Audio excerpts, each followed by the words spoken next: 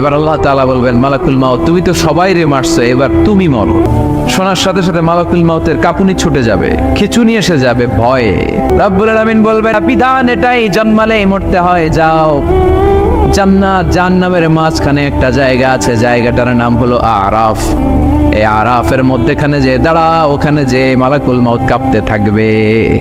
মালাকুল মাউত বলবে, আল্লাহ সৃষ্টির শুরুতে যদি জানতাম সবাইকে মৃত্যুদান করার পরে, রূহ কবজ করার পরে আমাকেও মরতে হবে, তাহলে এই কঠিন দায়িত্বের ব্যাপারে আপনার কাছে ক্ষমা চাইতাম। মালাকুল মাউত এক বিকট চিৎকার হাঁকিয়ে মরে যাবে।